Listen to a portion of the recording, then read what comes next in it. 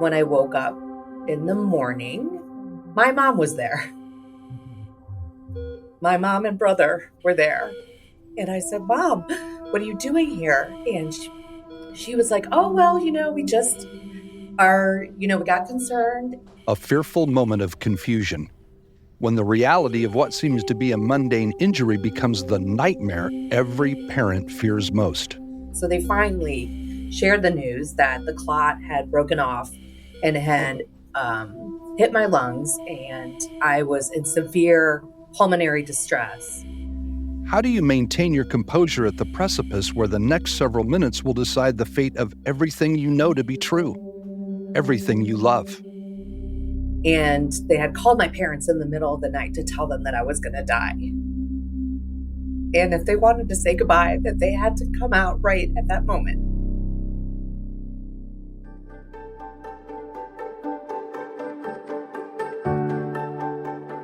Every 6 minutes, somebody in America dies of a blood clot. We're here to change that statistic. Welcome to Taking a Breath, a Stop the Clot podcast. A podcast dedicated to bringing awareness of the dangers of blood clots from the clotting disorders community to the world. With the help of many notable blood clot survivors, we are here to give you the knowledge and the skills you need to prevent this silent killer. My name is Leslie Lake. I am the president of the National Blood Clot Alliance, and I am a blood clot survivor. And my name is Todd Robertson. I'm the patient engagement liaison for the National Blood Clot Alliance, and I am a 6-time blood clot survivor. And we're here to stop the clot.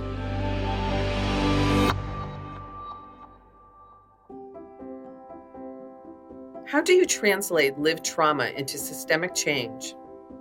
Our guest today is no stranger to the notion that activism, through lived experiences, breathes life into the changed realities of tomorrow. As a senior policy advisor, public health advocate, and managing director at Minat Health, today's guest is changing the way policymakers and the general public view, discuss, and treat blood clots. Please join me in welcoming the groundbreaking Heide Bajnrauh. I'm Heide Bajnrauh. I am a managing director at Minat Health. I am a blood clot survivor, actually several blood clots, as well as several PEs over the course of my life. So I was a fabulous, excited, young freshman in college at Arizona State University.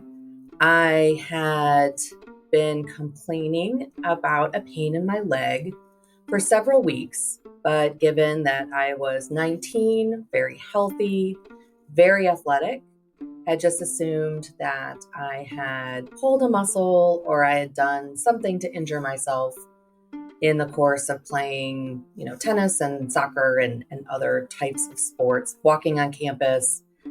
It's Arizona. We were outside all the time. The weather was gorgeous. It was April.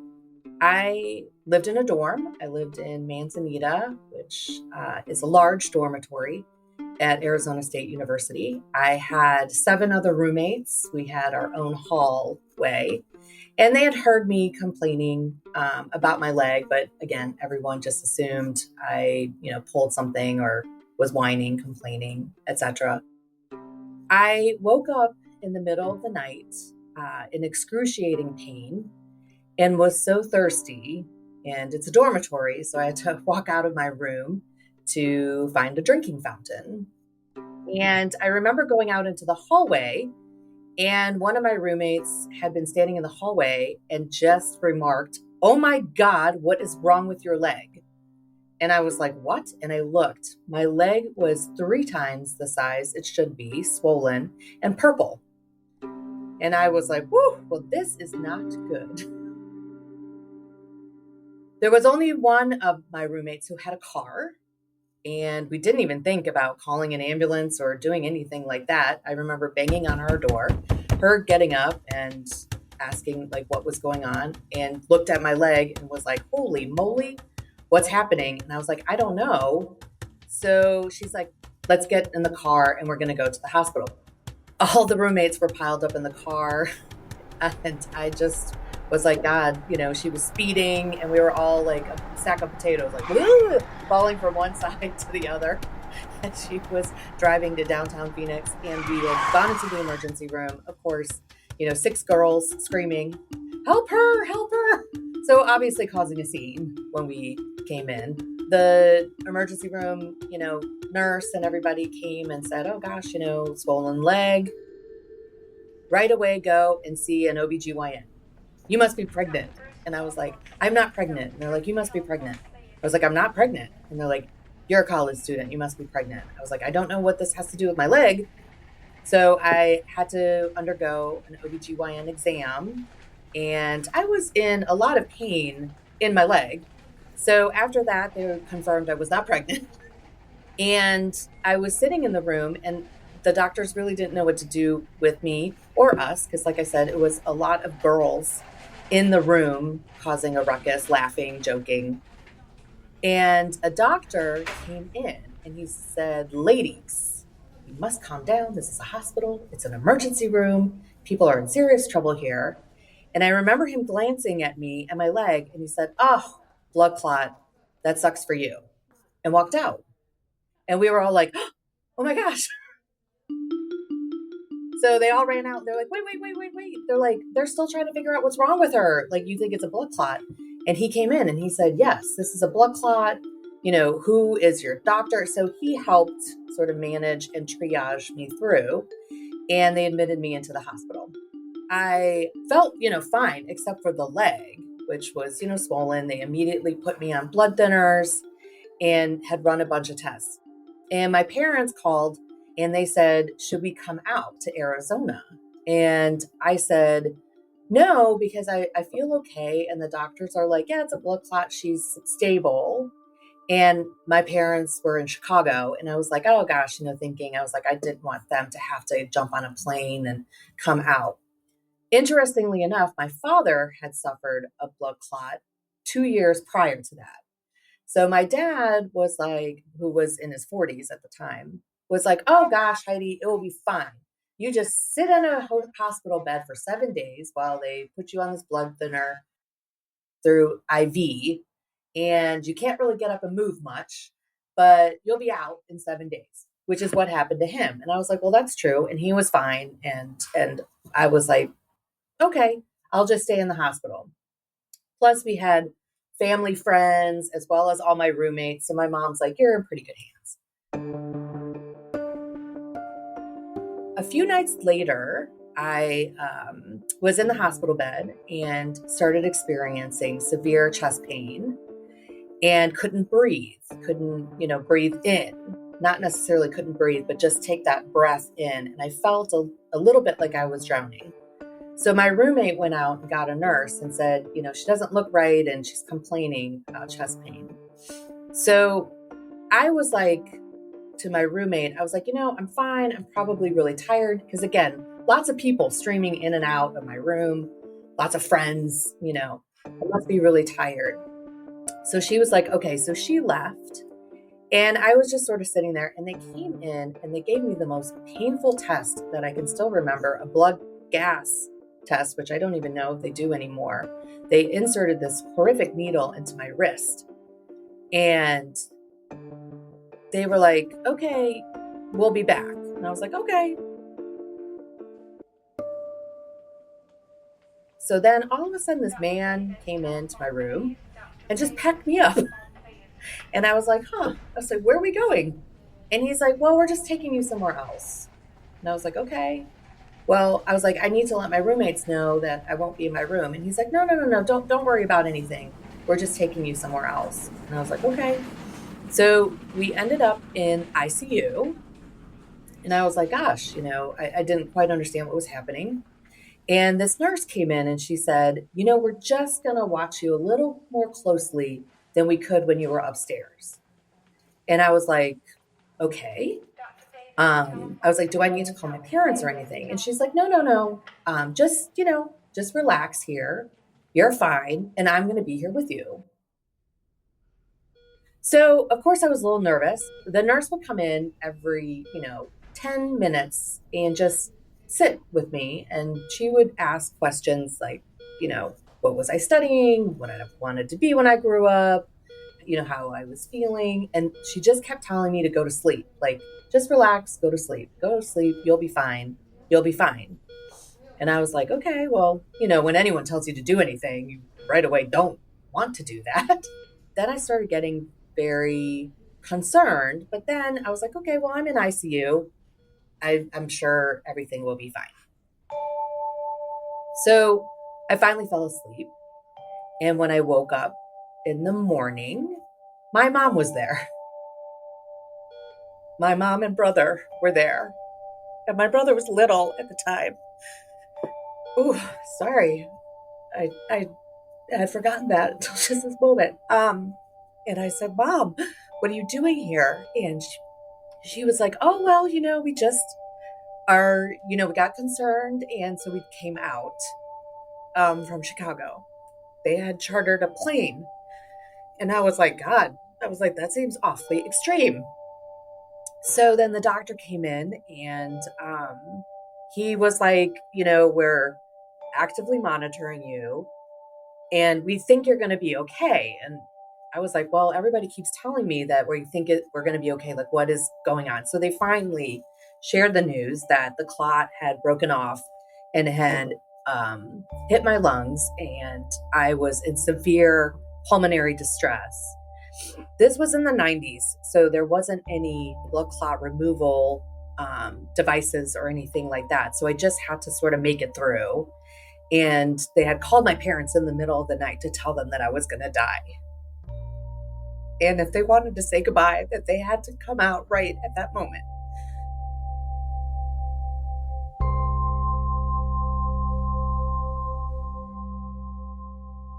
The clot was so severe and so large in my lung.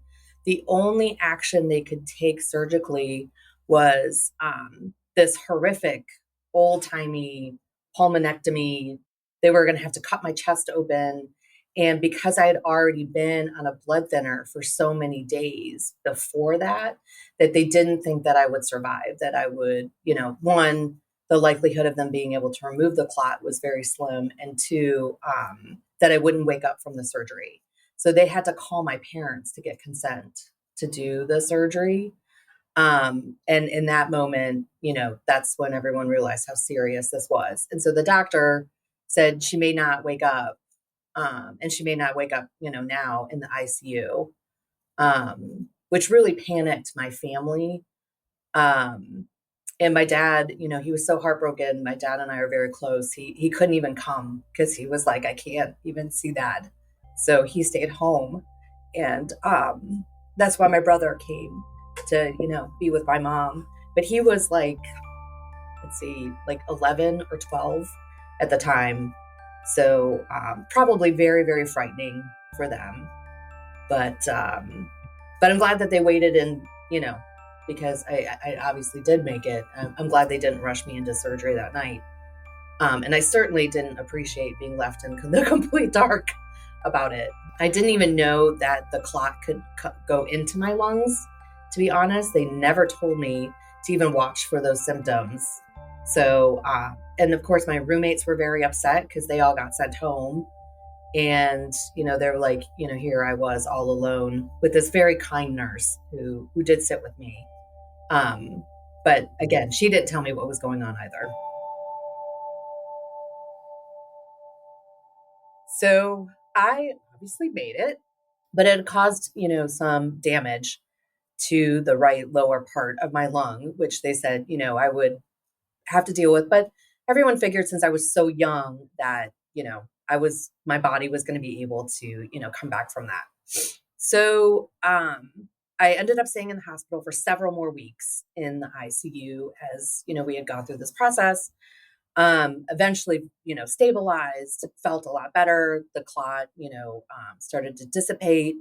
And they eventually sent me home on a blood thinner with a very strict diet, with very strict instructions, nothing dangerous, no more sports, no more activities.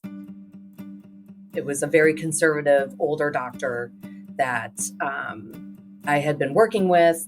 And actually, at the time, I was the youngest person to come into the emergency room with a blood clot at 19 of such severity that I had. It was, life-changing, no drinking. Here I was, 19 at, a college, my whole life ahead of me. And then certainly started learning along the way, things that I could do and I couldn't do based on, where I was with my, fitness level and, my recovery. And I had several additional incidences of just, smaller clots going into my lungs. It was turned out to be a massive over, 10-inch blood clot in my thigh. And it was just constantly breaking off and like throwing off clots and stuff like that. So I had compression stockings, which was, super sexy at 19, walking around college campus. Really brought the boys to the yard, let me tell you. I learned to live with it and learned to live with the signs and knew, when to go to the doctor and get tests and things like that. And it turned out that, I had gotten the blood clot because I had started birth control when I started college. And that with my dad and him having a blood clot, at the time they didn't truly know all the genetics, but they just assumed there was some familial history. And so they were like, no more birth control after that.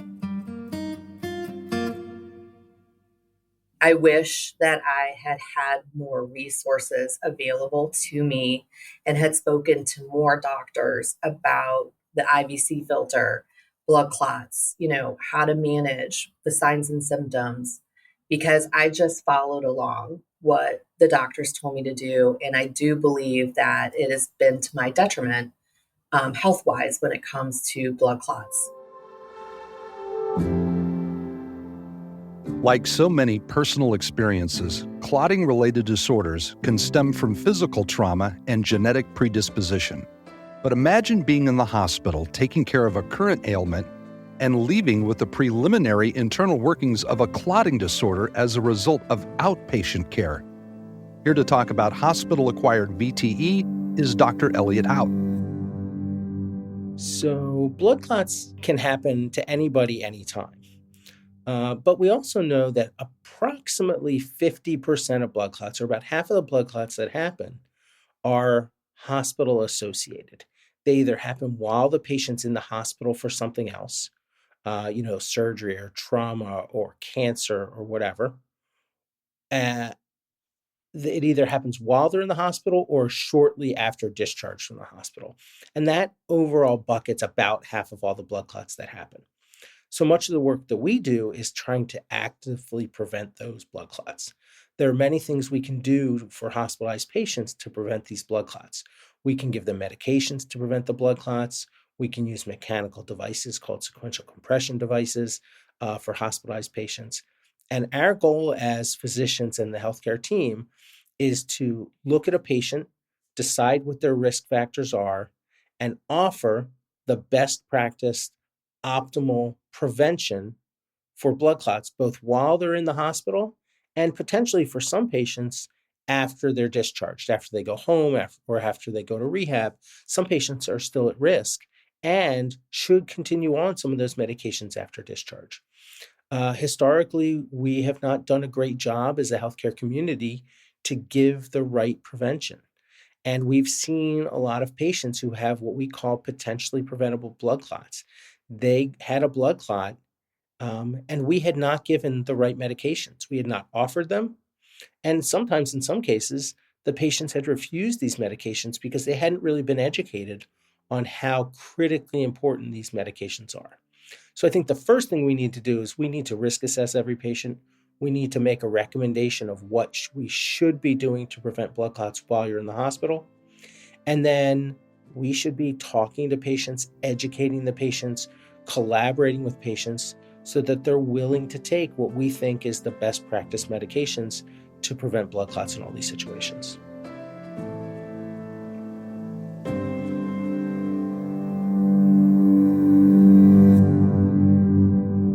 Throughout my career, I have focused on healthcare. I work on a lot of innovative technologies, having them come to market.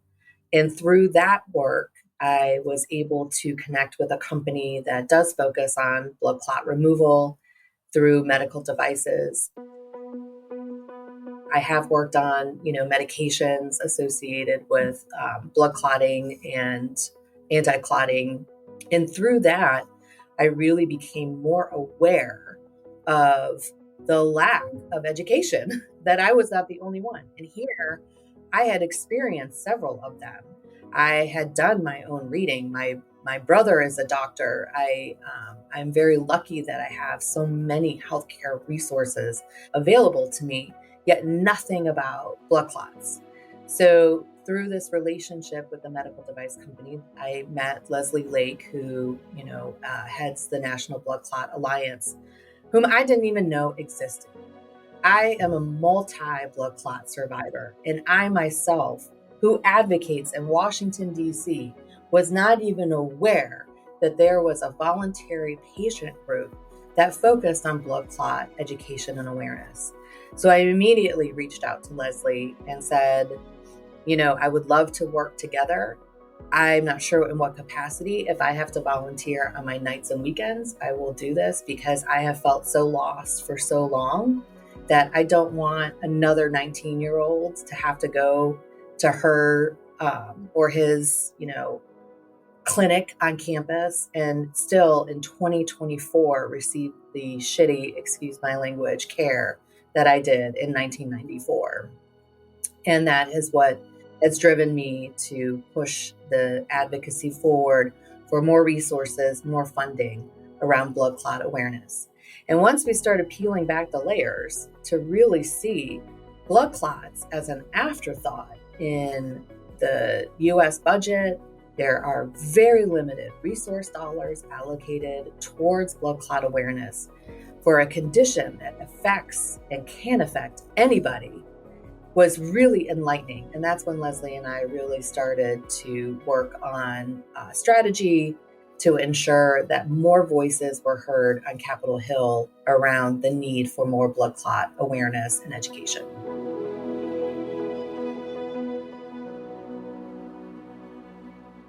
Heidi, thank you for joining us today. You have opened up this incredibly huge door for NBCA called Advocacy. And it's the first time that we've had an opportunity to really advocate in DC and beyond. And this really happened because of all of the help that you've given to NBCA. So thank you for that. One of the things that I wanted to talk to you about is we all have our individual stories about what has happened to us vis-a-vis blood clots. I'm a blood clot survivor. You're a blood clot survivor. Todd's a blood clot survivor.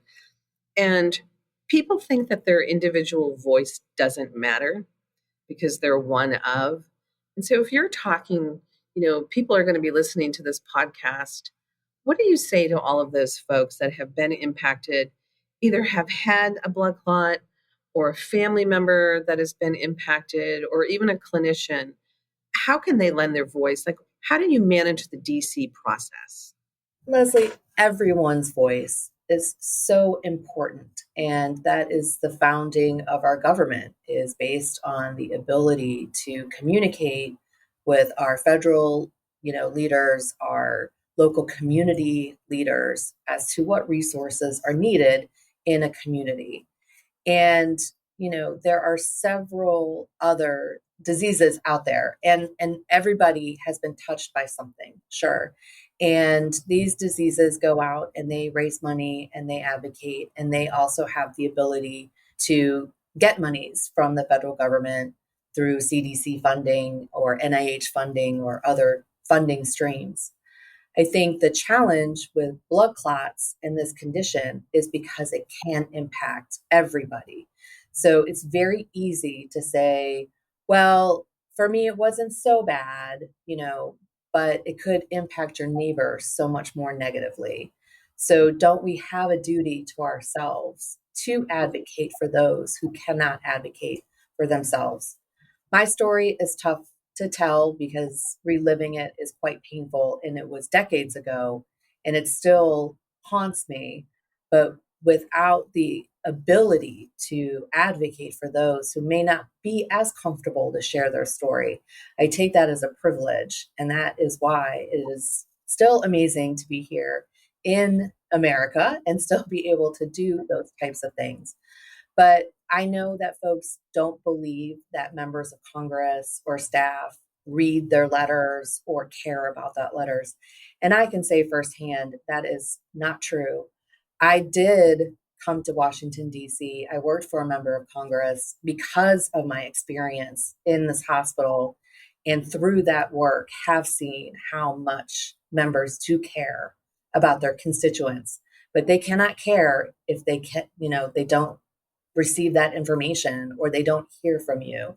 And there is strength in numbers. And that's why the NBCA's work is so important, because it gives you the much needed platform to educate and raise awareness. And it gives those members an opportunity to engage. Thank you. So we're, as you know, we're really trying hard to get the word out and get as many people as involved as possible. So for everybody who's listening to this today, we really do want you to contact your congressperson and, share your story. Come to NBCA, share your story, because as you said, there's strength in numbers and we definitely need those numbers. I want to fast forward to post your experience, your awful experience as a teenager, and fast forward how you were thinking about this as a new mom to be, and how it actually impacted you thinking about having a family, because you really did have such a horrific experience. And any thoughts to share with people there, because we do hear from a lot of women in particular who either they're factor V Leiden or they've had a blood clotting experience and they're really nervous about starting a family because it is pregnancy and post-pregnancy is a risk. And what would you say to those folks? Yes. And I had a long journey in having my son, whom I adore, who is now 9. And I had a very supportive spouse who understood that children may not have been an option for us. It took a while for me to wrap my head around the fact I would have to get off the Coumadin. I could not get pregnant on Coumadin and inject myself twice a day with Lovenox, which I did for 2 years before I got pregnant. I felt more comfortable in my education and my resources. But funny enough, and I know you and I joke about this before, I found out I was pregnant in the emergency room with a blood clot. So that is how I was told that I was pregnant. I had thought I had just had another clot. Very matter of fact, woke up that morning. I was like, my leg is swollen. It really hurts. I think I have a clot. Turned to my husband. I was like, I'm going to shower and shave because I got to go to the hospital. Get your computer. We're going to the emergency room. And while there, the doctor came in and she said, aren't you so excited? And I said, about my blood clot? Not really. This is like the 6th one. And she said, no, you're pregnant. And I was like, oh my God. But I felt like my entire team knew my history, my OBGYN. I went to a high risk pregnancy specialist with the support of my, OBGYN.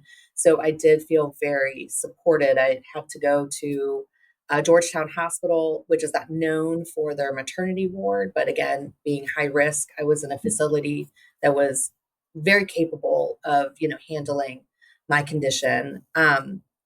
I am, again, one of the lucky few that I have a lot of friends in healthcare. I have a lot of resources and access to healthcare, education. And even then, it didn't go smoothly. My labor didn't go smoothly. There was a lot of concern over, whether or not I would bleed out if I had to have an emergency C-section.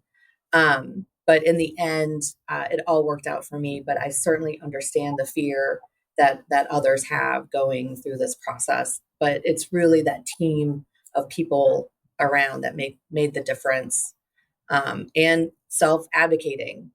Yeah. Just like having a doula, I swear us blood clot people need like a blood clot doula to sort of go through records and everything and say, these are the levels. This is her INR. This is, what's going to happen, what's not going to happen.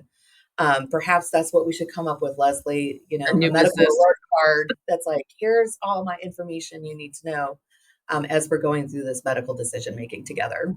Yeah, so it's so interesting, the comment you made about self-advocating. Like, it sounds easy, but it's really, really hard. Yes. And so, for all the women and the partners and whatnot that are out there listening to this, you have to advocate, and you just can't stop advocating for yourself if you have a blood clot condition. So that's great advice for everybody. So we're headed to DC in early March together. Yay. Yep. We're going to be meeting with a lot of members of Congress, and hopefully good things will happen. Talk to us about what you think will happen. I mean, Washington is really dysfunctional right now. And what would you, Heidi, be happy with coming out of DC? One can argue that there is a lot of dysfunction in the federal government right now, but that is at a very high level as to how to fund the government. And what we see year after year is, while there is dysfunction, at the end of the day, most often than not, they will come together with some type of deal and fund the government, and things will move forward. It is challenging. However, I have 100% faith that folks will do the right thing and keep the government moving.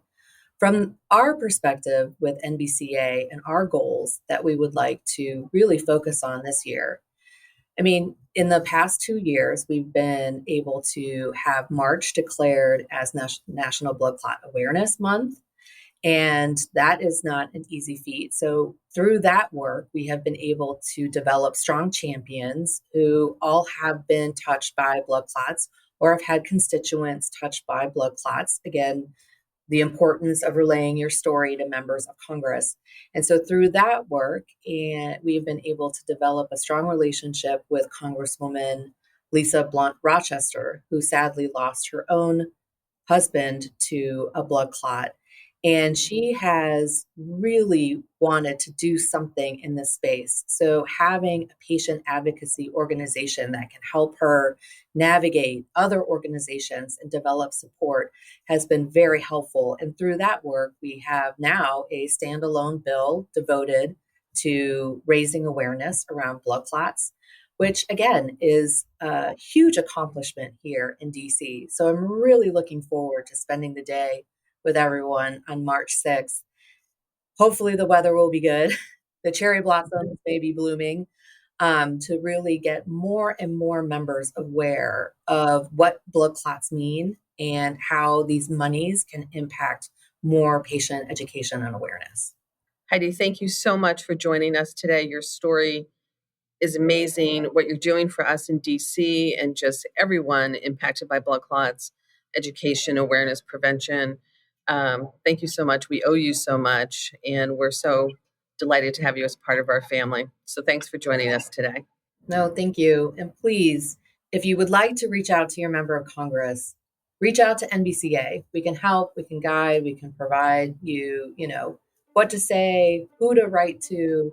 We will help you, but please use your voice.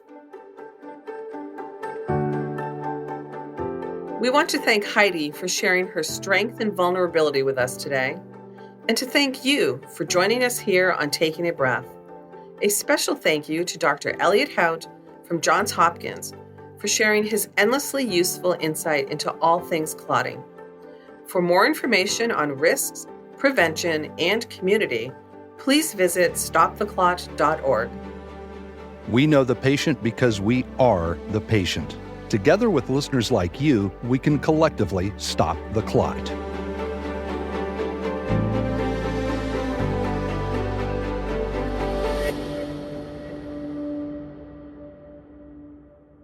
Another Everything Podcast production.